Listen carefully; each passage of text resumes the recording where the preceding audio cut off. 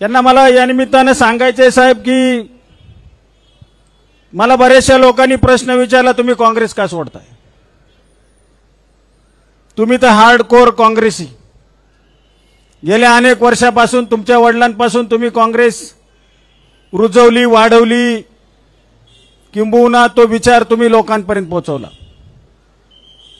परंतु खरं सांगायचं साहेब, ही वेळ खरं तर माझ्यावर काँग्रेसनेच आणली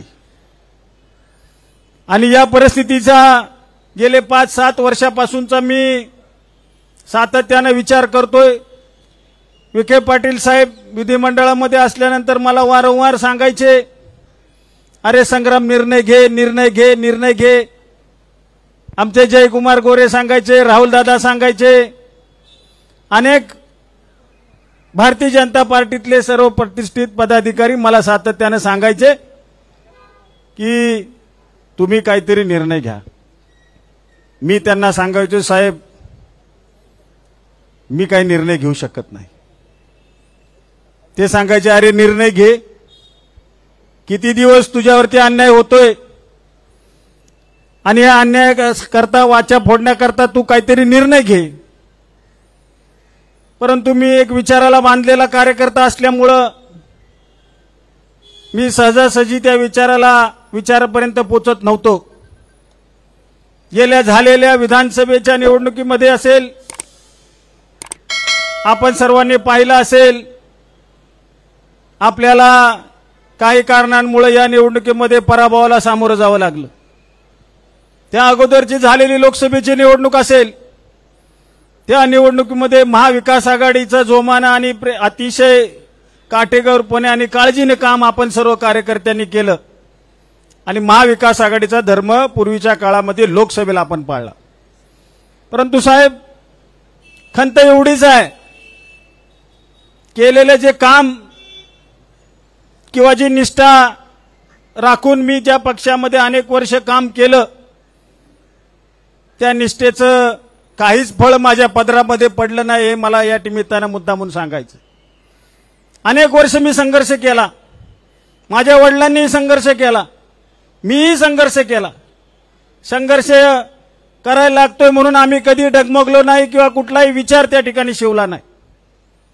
संघर्षाच्या भूमिकेमधून सातत्याने सहकारी संस्था असतील, स्थानिक स्वराज्य संस्था असेल, जिल्हा परिषद पंचायत समिती असेल, नगरपालिका असेल, तिथं एक हाती सत्ता मिळवण्याचा कायम प्रयत्न केला। पक्षाची ताकद मिळो न मिळो, तळागाळापर्यंत काँग्रेस रुजवण्याचं, वाढवण्याचं प्रामाणिक काम आम्ही त्या निमित्तानं केलं।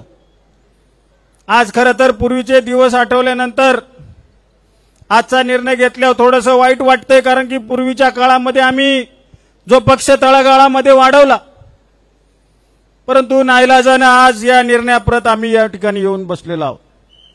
कार्यकर्त्यांची सगळ्यांची खंत होती, विचार होता, सातत्याने निवडणूक झाल्यापासून प्रत्येक कार्यकर्ते मला येऊन सांगायचे, दादा आता काहीतरी निर्णय घेतला पाहिजे, आपल्याला काहीतरी बदल केला पाहिजे, आपल्याला विकासाच्या माध्यमातून कुठेतरी कास धरून आता कुठेतरी आपल्याला निर्णय घ्यावा लागणार आहे।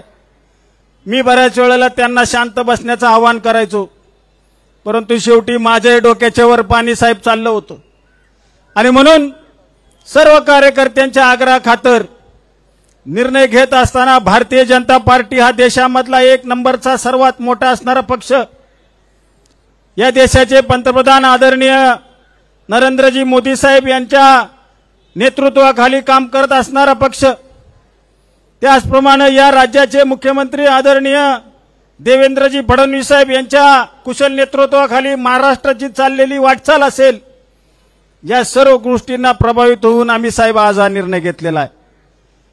फडणवीस साहेबांचा तर माझा गेल्या अनेक वर्षाचा ऋणानुबंध आहे।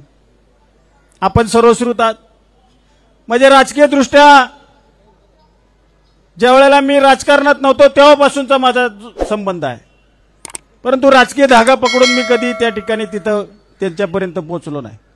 कामाच्या निमित्ताने ज्या ज्या वेळेला साहेबांकडे मी गेलो, त्या वेळेला कुठल्या पक्षाचा आहे म्हणून नव्हे, परंतु ग्रामीण भागातील एक आमदार आहे, त्यांच्या अडचणीचे प्रश्न सोडवले पाहिजेत या भावनेतून फडणवीस साहेबांनी मला अनेक वेळेला वेळोवेळी मदत त्या निमित्ताने केलेली आहे।